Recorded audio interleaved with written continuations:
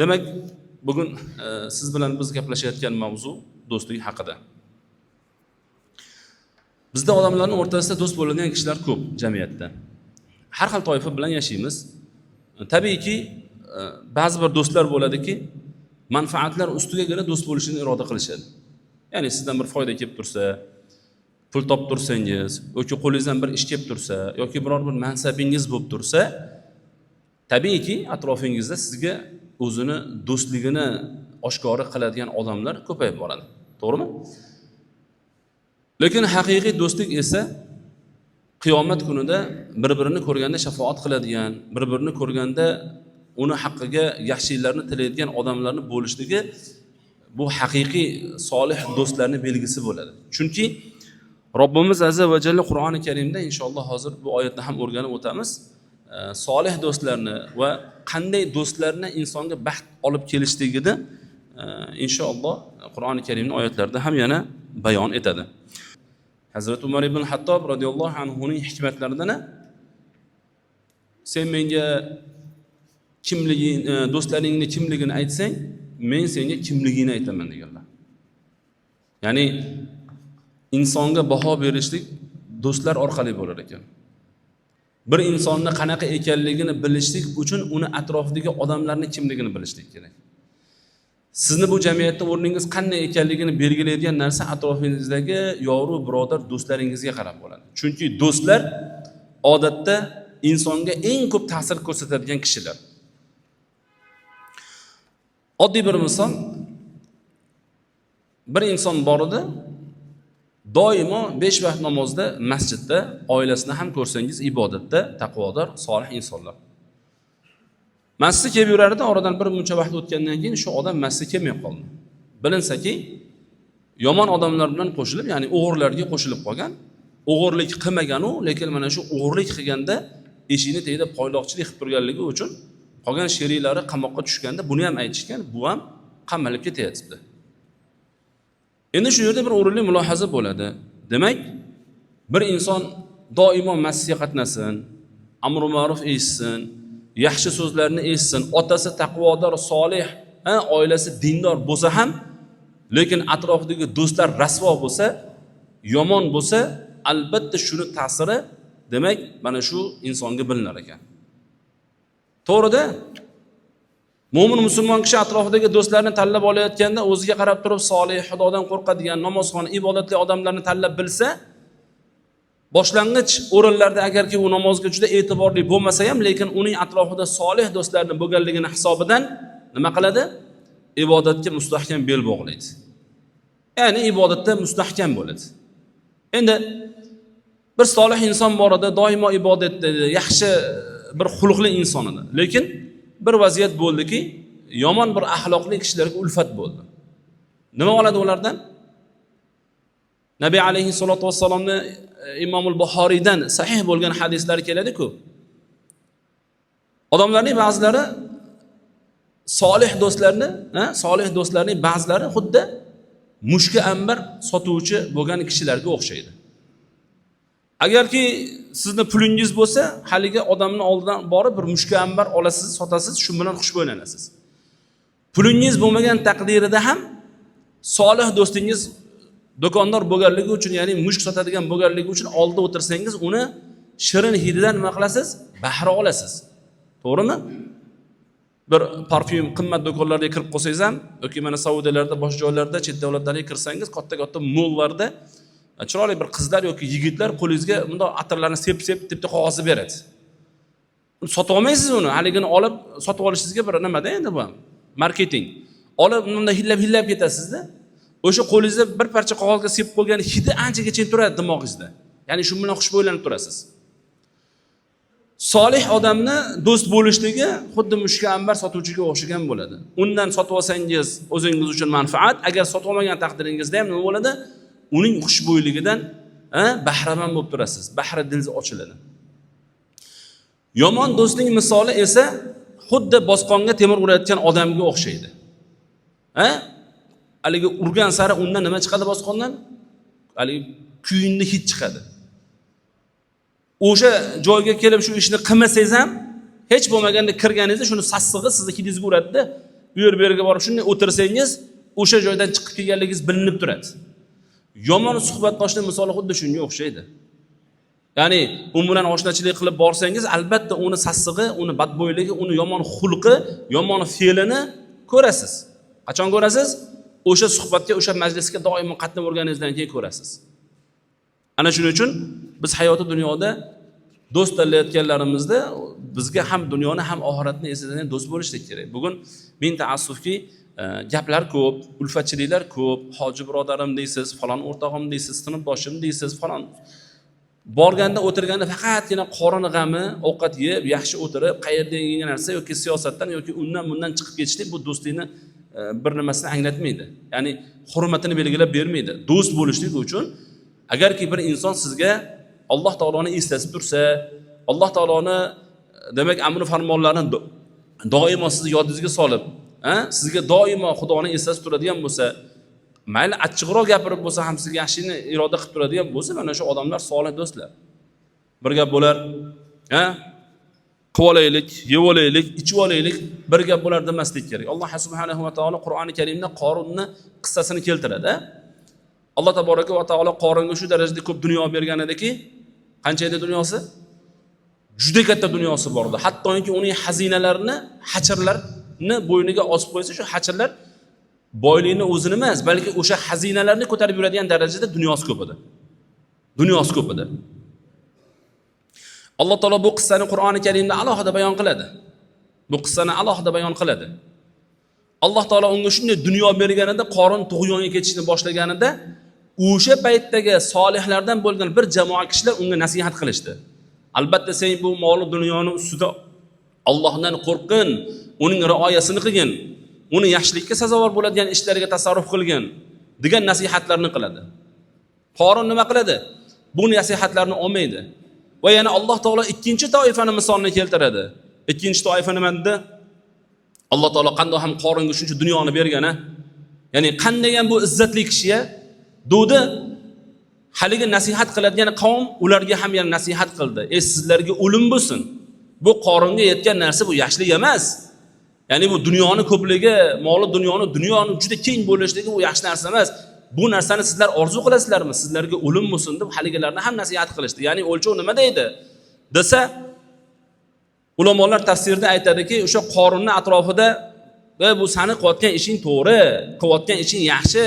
Bu hayotga bir marta kelib qolasan. Mana shu qilgan mol dunyodan zavqlanib yashagin. Bor biz ham hozirgi kunimizda shunaqa birodarlarimiz bor. Bir o'rtog'i bo'ladi, juda mol dunyosi katta bo'ladi, puli ko'p bo'ladi. Bitta odamning dunyosi ko'p bo'lganligi uchun hamma ulfatda o'tirgan odam shu odam gapini eshitishga majburda. Chunki uni dunyosi ko'p yoki mansabdor. U hattoki xato gapirayotgan bo'lsa ham odamlar uni gapini eshitishga majbur, chunki uni puli bor-da. Xalqimizda shunday bir xunuk maqollar chiqib ketgan-ku, og'zi qiyshiq bo'lsa ham boyni nimasi gapirsin, bolasi gapirsin. Bu nima degani desa, bu noto'g'ri gapirayotgan bo'lsa ham o'sha gapirishga haqli degani-da. Aslida unaqa emas. Aslida unaqa emas. Ana shunaqa davralarda, ana shunaqa joylarda o'tirib, bu hayotda bir marta kelib qolamiz, to'ydan oldin bir chaqirib qo'yadi ulfatlarni. Kelinglar, savs-to'rar qilamiz, boshqa narsa qilamiz. Kelsa, ertaga osh ekan, to'y ekan, to'yda bir duty freelardan aroqlarni, viskilarni zakaz qilyapmiz. To'y-to'yday bo'lsin-da endi desa, ishda soliq o'rtog'i, Xudodan qo'rqin, farzandingni hayotini harom bilan boshlaysanmi? Bu narsa harom-ku. Olib kelmagin bu narsani. Alloh taolo bu mol dunyoni senga sinov uchun bergan. Bunaqa harom narsaga ishlatishing uchun emas desa, xuddi Qorunning tanishlariga o'xshab ikkinchi toifa nima deydi? Bu biz hayotda bir nima, bu to'y har doim qilasanmi buni? Olib kel deydi, bir mazza qilib qolaylik deydi. Odamlar gapirmaydimi sen to'yini deydi. Qo'ygan narsangni, qo'ygan ichkiligini gapirmaydimi? Qilib ol shu narsani deydi. To'g'rimi? Bir kunlik dunyoda yashab o'taman deydi. Alloh taolo mana shularning misolini keltiryapti. Bizni dunyoyimizda, bizni atrofimizda o'rtoq bo'lib turgan, do'st bo'lib turganlarning kimligiga bir qarab qo'yaylik, birodarlar. Kim bilan o'rtoqmiz? Kim bilan do'stmiz? Kim biz oldimizda turibdi? Kim biz uchun turibdi-yu, kim manfaat uchun turibdi? Mana shu narsalarni belgilab olishligimiz kerak. O'rtoq olgan. Ko'payaveradi o'rtoqlar. Pul topganingizda, dunyo topganingizda, tanish bilish o'rtoqlar hammasi ko'payaveradi. Lekin bir narsani unutmasligimiz kerak, bu o'rtoqlar qiyomat kunida yoki bizlarga solih, taqvodor do'st bo'ladi, yoki bizlarga qiyomat kunida ashaddiy dushman bo'ladi. Alloh taolo Qur'oni Karimda u kunda, ya'ni qiyomatda taqvodorlardan boshqa do'stlar bir-birlariga dushmandirlar deydi Zuhruf surasining 67-oyatida. Tasavvur qiling. Dunyoda do'st bo'lib yuribsiz. Har kuni dasturxonga chaqirganda sizdan yaxshi odam yo'q. Pulingizni olib ishlatib turgan yaxshi odam yo'q. Bora shunaqa do'stlar. Har doim atrofingizda girdi-kapalak bo'ladi, topiladi. Hattoki shularni deb turib, oshna aka-ukangizdan ham, qavm qarindoshingizdan ham biroz uzilib qolasiz. Bor shunaqa, hamma kuruvda shunaqa, hamma boy odamning atrofida yoki puldor yoki mansabdor odamning atrofida shunaqa odamlar bor. Doimo bo'ladi. Bular hech qachon o'lmaydigan shaxslarda munofiqlar deymiz. O'lmaydigan shaxslar, bular o'lmaydi. Bunga o'xshagan toifalar hech qachon o'lmaydi. Ikkiyuzlamachilar. Sizga bir yuzi bilan qaraydi, boshqa odamga ikkinchi yuzi bilan qaraydi. Bor shunaqa odamlar. Ana shunaqa odamlarni Alloh subhanahu va taolo qiyomat kunida bir-biriga dushman qiladi deydi. Ya'ni dushman bo'lganda ham ashaddiy, shiddatli dushman bo'ladi. Siz hayron qolasiz, sizlar qiyomat kunida mana shu sizlarga soxta gaplarni gapirib, yoninglarga kirib, biqininglarga kirib, sizlarni maqtayotgan, sizlarni alqiyotgan odamlar qiyomat kunida shunday bir ashaddiy dushman bo'lganda hayron bo'lasizlar. Biz dunyoda bular bilan o'rtoq edik-ku.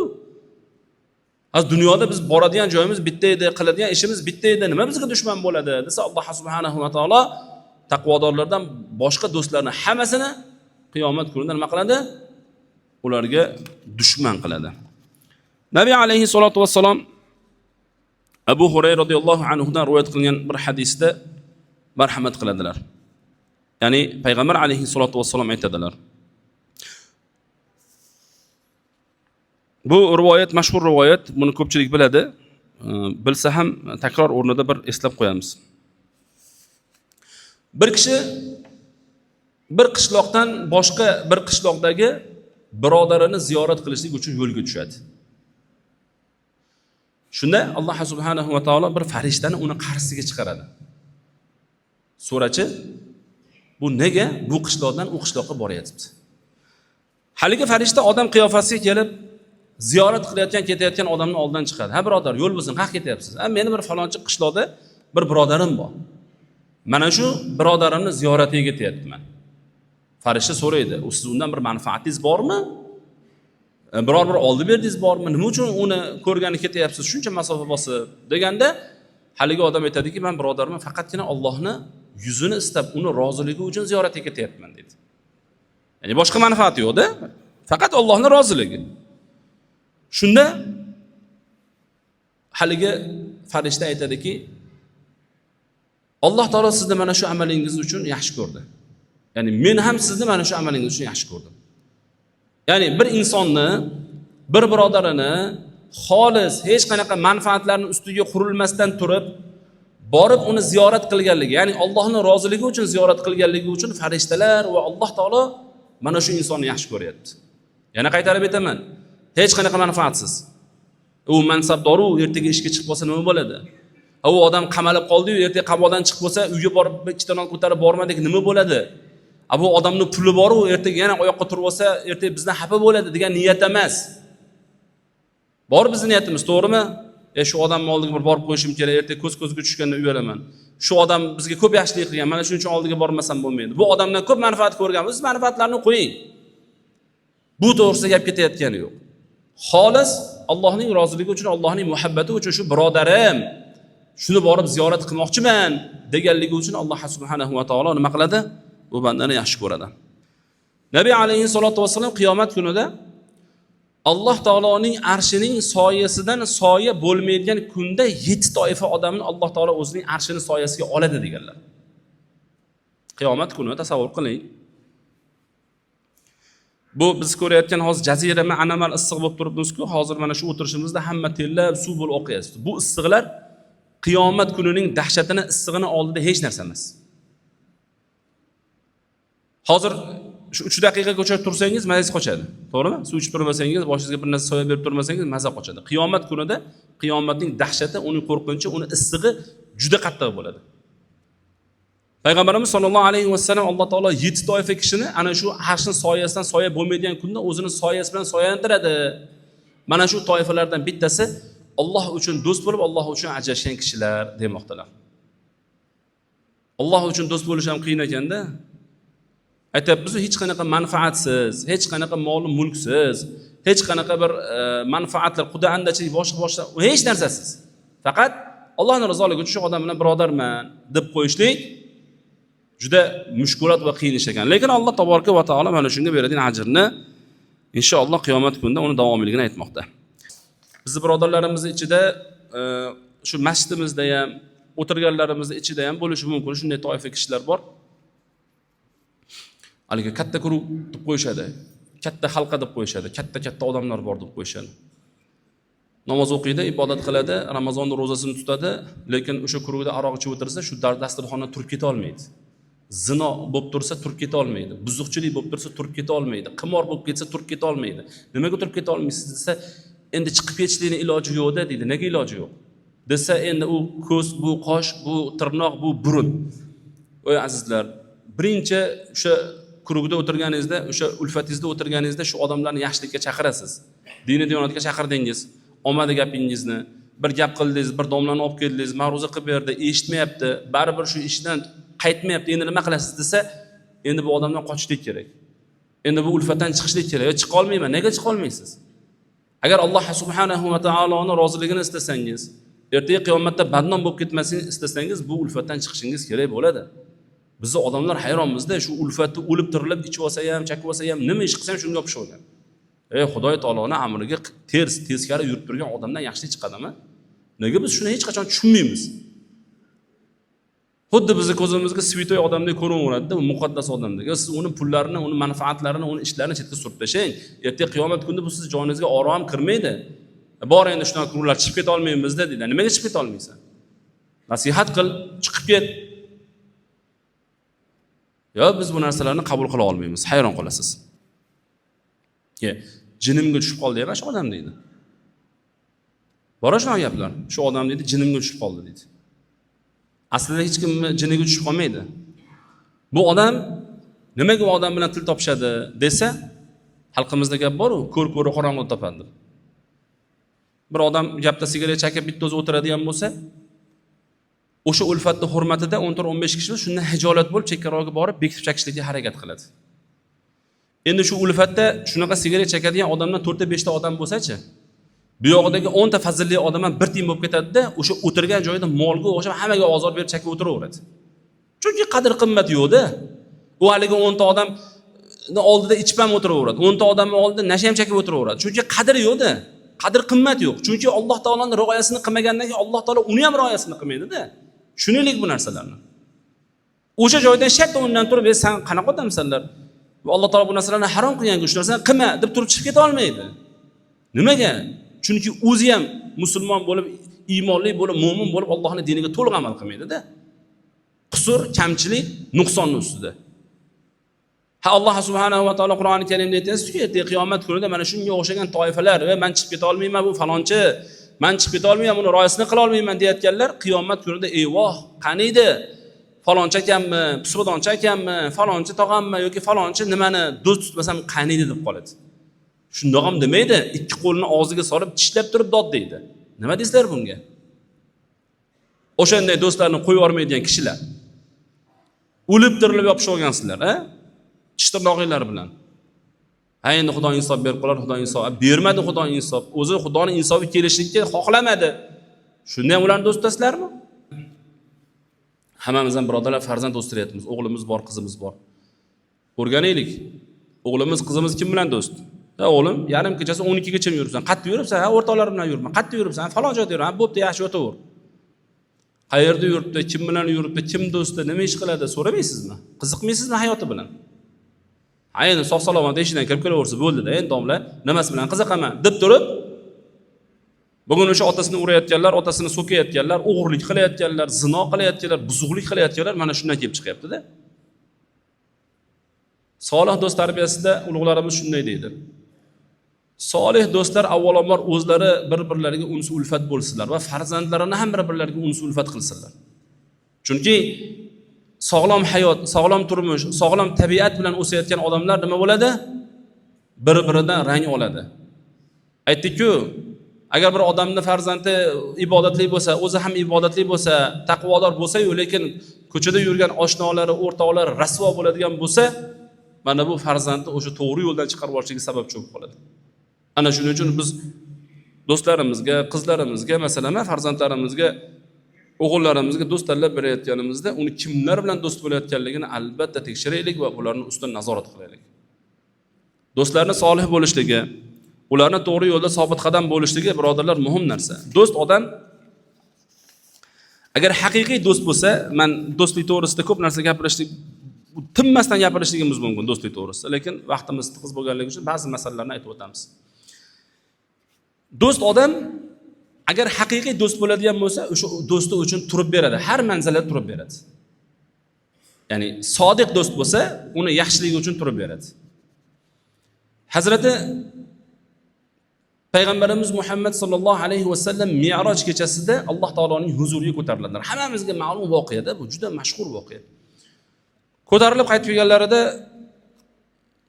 bu ishni xabari yetganida mushriklar aytdiki, ana endi Muhammad tilidan ushlandi sallallohu alayhi vasallam. Mayli, bu yoqdagi gap shunchasi bir narsa edi-yu, lekin ana endi tilidan ushlandi deb turib, Rasululloh sallallohu alayhi vasallamning eng yaqin do'stlari Abu Bakr Siddiq roziyallohu anhu oldiga borib turib, "Ey Abu Bakr, do'sting bir kechada Makkadan Falastindagi hozirgi nimaga borib, bu yerdan Alloh taoloning huzuriga ko'tarildi deyapsiz. Bir kechada shuni gapini tasdiq qilasanmi?" deganida Abu Bakr Siddiq roziyallohu anhu nima dedilar? Shaklanmadilar, shubhalanmadilar. Qayerdan olibdi bu gapni? Nega bunaqa gap gapiribdi? Nega odamni sharmanda qiladi? Nega bizni noto'g'ri yo'lga yoki noto'g'ri ishga qo'yib qo'yadi demadilar. Nima dedilar? Muhammad alayhissalom shu gapni gapiryapsizmi? Ha, Muhammad alayhissalom shu gap. Agar Muhammad alayhissalom shunday deyotgan bo'lsa, men shunga iymon keltirdim. Inson aqli olmaydi. Bir kechada shuncha narsani ko'radi. Nimadan bu? Hazrat Abu Bakr Siddiq roziyallohu anhu Nabiy alayhissalatu vassalomga do'stliklarini chilligi edi. Nabiy alayhissalatu vassalom buni mukofoti o'laroq Siddiq, tasdiqlovchi deb u kishini maqtab qo'ydilar. Ha? Nimaga? Do'sti birodar odam ana shunday bo'lishligi kerak. Bir birodarga yaxshilik kelib qolsa, musulmon odam xursand bo'ladi. Bir odam bor, masalan, yangi uchasi yuqorida yoki mashina oldi. Bir do'sti bor. O'shani agar haqiqiy do'st bo'lsa, o'shani yaxshiligi uchun kam ko'sti bilan ham xursand bo'lib qo'yaveradi. Hech narsasi yo'q edi, erishibdi deydi. Bo'lganmi ichinglarda?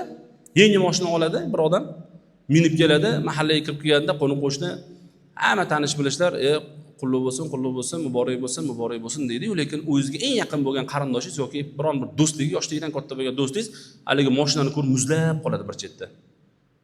Jim qarab qoladi. Ya'ni ko'ngli uchun ham odamlardan qolib ketmay ham deb turib, muborak bo'lsin deb qo'ya olmaydi-da, chunki qalbida nima bor? Hasad bor, nifoq bor. Tengdosh bo'lib turib sizdan o'tib ketganligi uchun, tengdosh bo'lib turib sizdan balandroq darajaga ketganligi yoki undan kichkina bo'lib turib siz undan peshqadam bo'lib ketganligingiz uchun shuni hazm qila olmaydi. Bu qanaqa do'stlik bo'ladi unda? Qanaqa do'stlik bo'ladi? Payg'ambarimiz sollallohu alayhi vasallam bizni shunga buyurganmilar. Bu haqiqiy mo'min odam bir birodariga yaxshilik yetsa unga xursandchilik bu. Biz nima uchun sahobalar deb bo'la olmaymiz? Bilasizlarmi, birodarlar? Sahobalar Alloh subhanahu va taolo ularga ato etgan mol mulkini ham shunday ikkiga bo'lib turib berib yuborganda birodar uchun. Ol degan shundan foydalan, yaxshilikka ishlatgan degan. Nimaga shu ishni qilgan? Katta bir iymon bilan Allohning roziligi uchun ularda niyatlar, maqsadlar boshqa bo'lganda, bizda hozir birodarlar niyatlar, maqsadlar boshqa. Bir odam bilan do'st bo'lmoqchi bo'lsak, albatta nimadir manfaatiga, bizdan bir ish ko'rib turgani uchun, bir yaxshilik qilib qo'ygani uchun yoki bir ro'zg'orimizga yordam qilganligi uchun yoki bo'lmaydi unaqa do'stlik, birodarlar.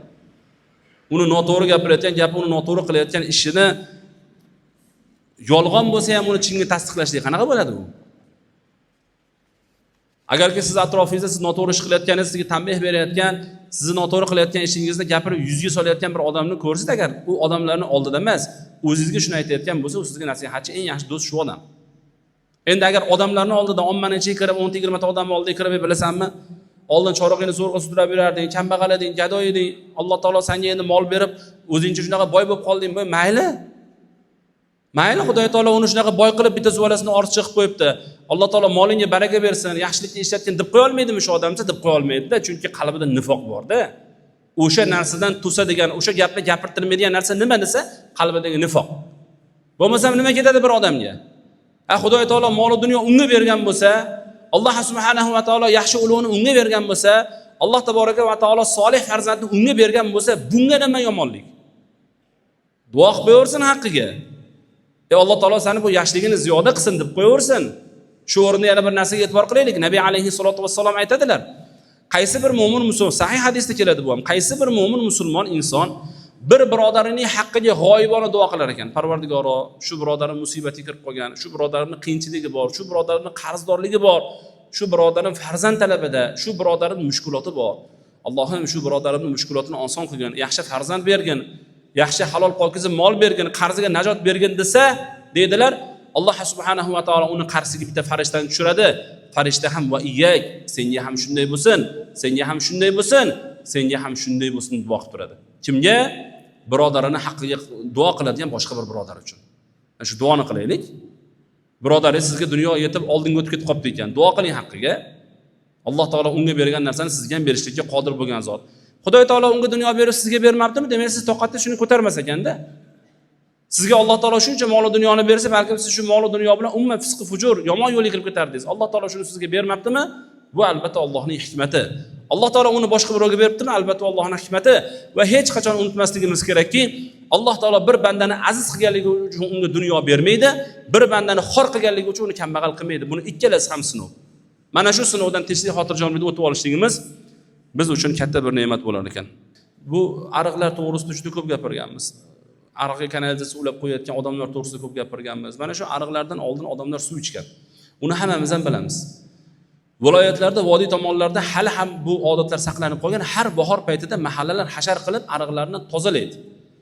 Pokiza saqlaydi. Hech bo'lmaganda azizlar biz o'zimizni uyimizni atrofini, o'zimizni mahallamizdagi ariqlarni, o'zimizni uyimizni pokiza saqlab qo'ysak, mana shuni o'zi ham inshaalloh jamiyatga juda bir katta manfaatimiz bo'lar ekan. Alloh taolo hammamizga iymon, islom, yaxshiliklarni ato aylasin.